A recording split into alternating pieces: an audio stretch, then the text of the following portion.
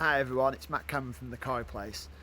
We've had a busy day, so I thought I'd show you what we get up to once all the customers have left, how we finish off the day, check everything.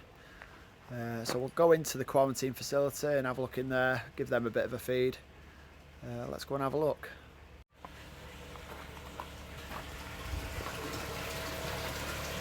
So this is the quarantine facility, a bit noisy in here, we've got the pumps running. Air pumps are going. These koi have been in just over a week. These are hand-picked from Marihiro. Lovely koi in here. So these have got another 3 weeks or so of quarantining.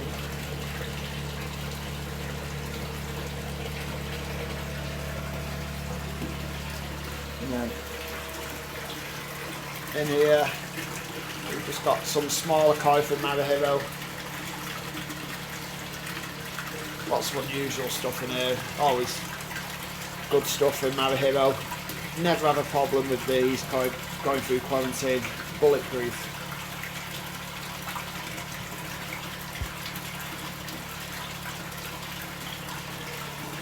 Oh.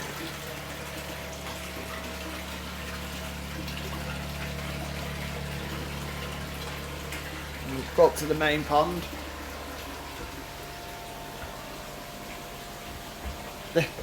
By the way, this, I won't dare use Nishikoi food. This has actually got our treat food in, which is calci worm.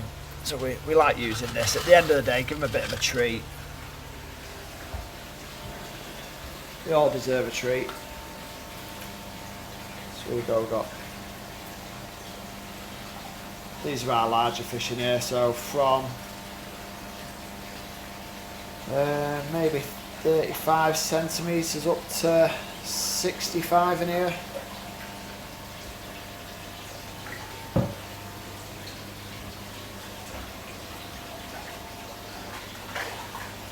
We're actually starting to get a bit low on fish stock. We're selling a lot of fish this year, which I'm surprised, you know, no cost of living crisis around here. Everyone's stocking up the ponds. We have ponds from fish for all budgets, everything from we've got some tamasaba goldfish at I think they're £35 each. We've got some small koi from Oya, £40 each. Then we go up to the koi in this pond up to £1,250. But yeah, we cater for everything really. Got the protein skimmer working now. Starting to produce a lot of foam. Seeing there the foam coming out. So what the foam does is that's caused by the dissolved organics. So it helps remove the dissolved organics. That's why the water looks nice and clean, but almost like tap water. We like to check everything, make sure everything's running well before we finish off and go to bed. Eventually go to bed. Got our Japanese style filtration unit. So you've got a single brush box. This is like a double brush box, offset brushes in there. 10mm cartridge. It's just an aerated end chamber. We want to convert this end chamber, put some tracks in there, and then what we'll do is we'll put an extra brush box in and an extra cartridge, so when we sell the filters we can use the ones out of here as a ready matured filtration. So you know, for brand new ponds that have got no fish in before, we can put that mature filtration media in, so no new pond syndrome. But yeah, we don't use the backy shower, just that protein skimmer there.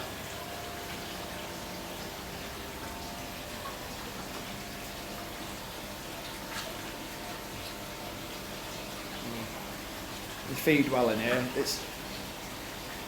This room has got, even though it has these big windows here, it's got an asbestos roof, so it stays relatively cold in here even during summer.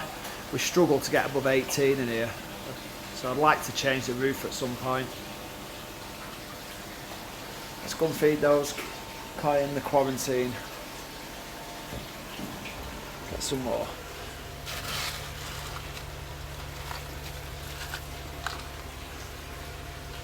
Quite greedy in this quarantine system. Their temperatures on the way down, we're doing a bit of heat ramping, so they were at about 22 to 24, we're just on the way back down now. They've had 2 rounds of medication. Because the fish are small, we don't check for parasites, we just go through all the medications twice. So they'll have the malachite and formalin, so that'll get rid of your white spot and kill gunnera. Then we'll do a fluke treatment. 10 days later we'll do another fluke treatment. Then we'll do a couple of potassium treatments. And that's proved worthwhile over the years. That's what we've always done. It's always got rid of the parasites. Never have any issues.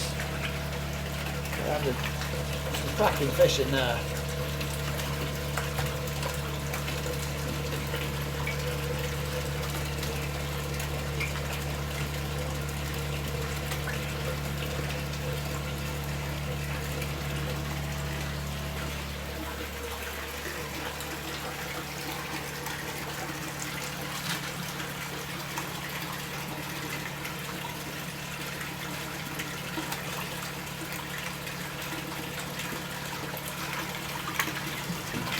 These small ones will be priced at £40 each. Always prove popular, the koi from Marahiro.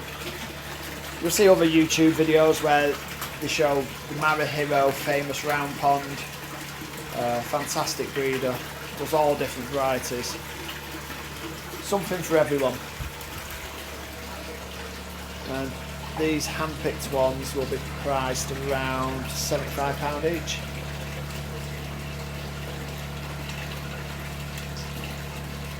Right, let's go over to the main facility and have a look at what's going on in there.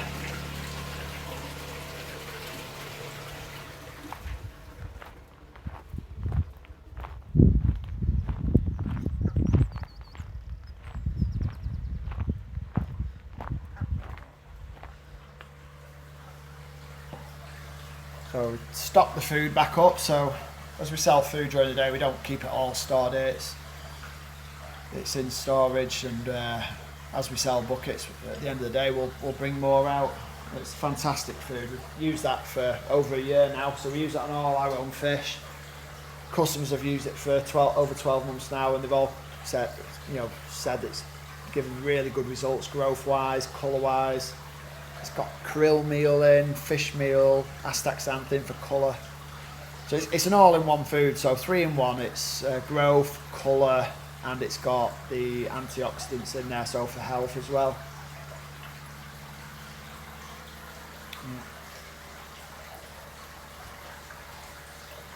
I just like to see how the fish are at the end of the day. You know, we've had the nets in there and disturbed them, but generally they're all alright.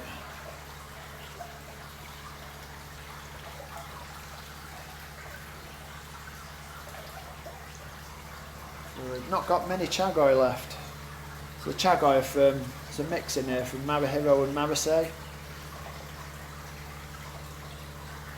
I think we've only got 4 or 5 left. They've been a good seller this year.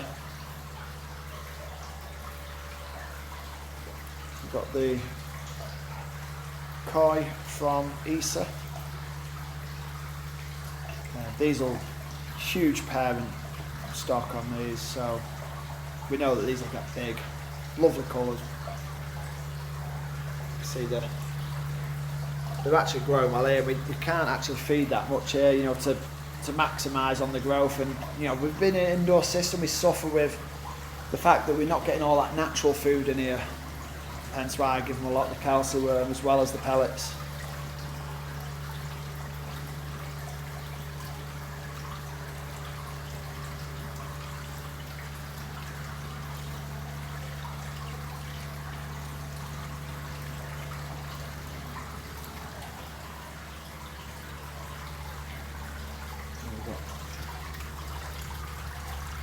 Tamasaba goldfish. Not got many of them left either. This is selling really well. koi from Oya. So we've got Sankey, Kahaka and Shoal in there. Good quality, good little fish.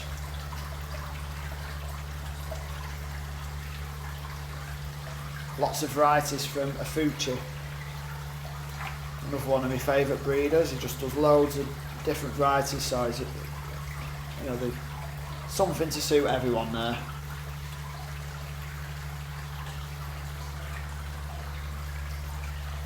Asagi from Wada and Goshki from Kawakami.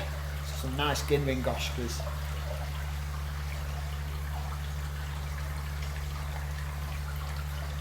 But we like to make sure, you know, we come in here, make sure that the air's been left on, all the air stones are working. So we have all the air lines are in rigid pipe. So it's like a, I think it's like a nylon pipe.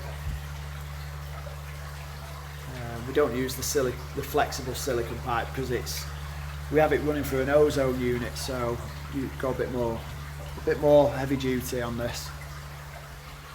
Showa from Sakaguchi.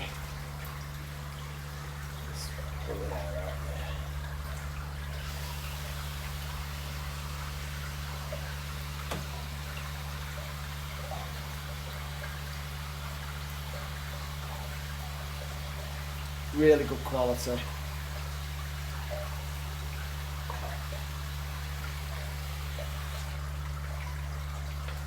And that's about it. Just make sure that all the air's on. We're stocked up on the food. We're running a bit short on other stock, dry goods. We don't really stock loads of dry goods. We mainly concentrate on the essentials, so the fish, the food, the filters. We also do our own range of minerals, so I'll do another video on how important it is to use the minerals and you know, for the benefit of the fish, to maintain the water quality, the pH value. So that's our minerals. So that's a mix of Montmorillonite clay. You've got the sodium bicarbonate in there is highly soluble to bring your pH up, and you've got the calcium carbonate, which isn't as soluble unless your CO2 level goes up, and also if you get a lot of acid rain, that dissolves the calcium carbonate and stops your pH from falling. But I'll go into all that in more detail in a later video. We do the UVs. We always have some UVs in stock because we use them on our filters, and when we do filter installs for people, we've got these are ozone units. So I like these. It just gives that extra clarity to the water. So it's like, you know, the water can be clear and look amazing, but you put one of the ozone units on and it's a different level again. Well, there we have it. Make sure the windows are shut. Filter's working because we can see that there's water coming out of the outlets. In the event of a power cut, we have battery powered air pumps on all the systems. So they're only a cheap pump, it's just a Hallier battery powered air pump.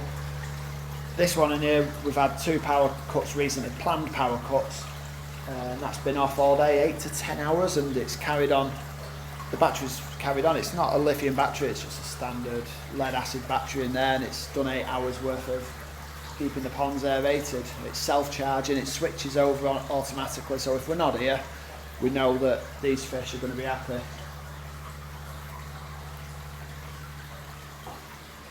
Just have a look at the water temperature. It's been hot today, hot yesterday.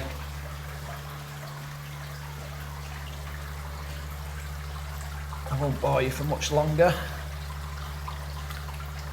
I just like coming in here at the end of the day. It's nice and quiet, peaceful. Let's see. That is 20, it's difficult to see, 25 degrees C. It's 25 in there, so feels warm to the touch anyway. what we do is we've just moved some fish into this pond. The Tamasaba pond, we'll put some fish in there that customers have bought, that we'll have customers order through videos we've seen. So we'll move the fish into this Tamasaba pond. We'll put a couple of boxes along here. Because we've moved the fish from pond to pond, they tend to jump the first night, so I'll put another box along there just in case they jump. Don't want to lose old guy. We like our plants in there. This room is fantastic in winter. We keep it quite warm, we keep it about 13 degrees C, so we have a lot of tropical plants in here. So we take all the stock out. It's a little bit of a winter haven in here. I love it in here in winter. There you go.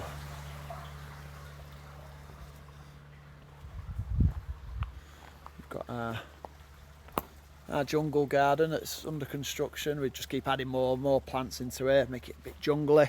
I like it because it kind of goes with the koi theme. You know, if you've got a pond and you've got all these big leaf plants around, it's got like the banana plants. You've got the gunnera. This has gone huge this year. That's 6 feet high now. These bananas were overwintered in that koi room, you know, staying warm. They were only tiny last year. They were little. They call them pups as they come off the base. See down here. So you can cut them off as they get a bit bigger, and that'll be as big as this if I put it in the fish house over winter. Right. Stay tuned if you want to see the rest of the jungle garden. I'm quite passionate about the plants as well as the fish. It's another part of our business. We look after gardens. We used to do a lot of landscaping. We maintain a lot. It all goes hand in hand with the fish. So you've got the arum lilies. They look amazing. Fatsia japonicas. Lots of different types of hostas in here. We've got the ferns. Persicaria. So this is a fantastic tree to have in your garden. So it goes with the Japanese theme. Well, this is a Japanese Aralia tree. I've had this for a long time, maybe 20 years. Bought it for about £50, but to buy one this size now, you're talking thousands. So we've done well to move it from our last property. That's about 8 feet high, that. Red oak. This looks fantastic in winter. Is it autumn and winter? The leaves go really deep red. We have the fig trees for the big leaves again. Plenty of nettles.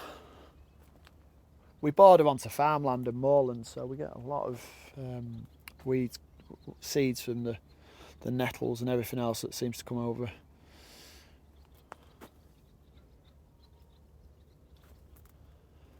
It's always a work in progress because it's a big property.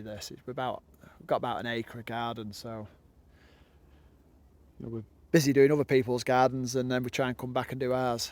So it's a bit hard work.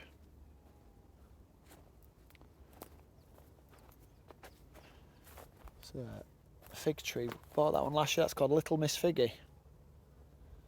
You got the Tetrapanix Rex, so that'll get big, huge 6-foot leaves on that. This is a coastal redwood, one of the biggest trees in the world. We've also got a giant redwood. I need to get some more plants in the ground. These are gifts from people, from our garden customers. They always like to give me gifts. Doing a good job for them. Another Tetrapanix there. Lilies. Ginkgo biloba, just a new one, new addition last year. That'll look nice when it's bigger. It'll come up through the middle of here, gives a bit of shelter. I'm waffling on a bit here, but I do like this jungle garden. It's nice here as well. Turn round. We live on top of a hill. We're about 850 feet up. So this area here, when the wind's blowing from any direction, you're sheltered. So I can come in here, sit on the bench and reflect. tulip tree.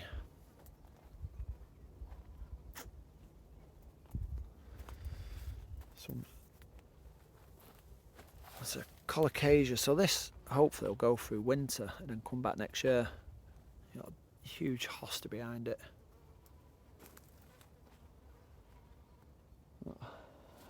There you go. We want to put a pond in here. Well, I do. So I'll put a pond round here. Not for koi, just a water feature. Have the running water so you can hear it when you sat in the jungle garden. And we'll continue, like maybe put a stream through here. And then we're going to continue with the jungle theme. So this will be a path through this bit here. And then plant up round the back of it here, along here.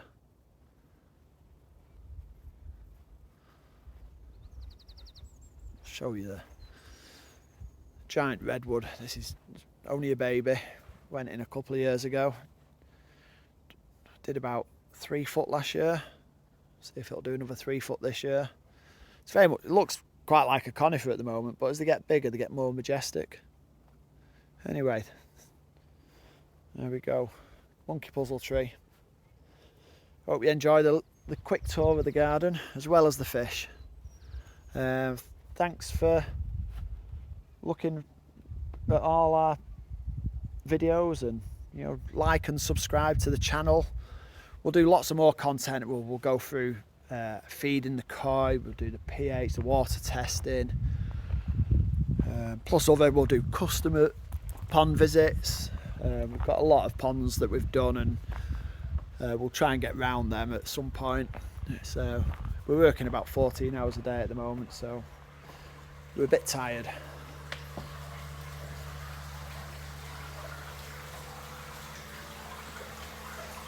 Right, thanks a lot everyone. I'll see you in the next video.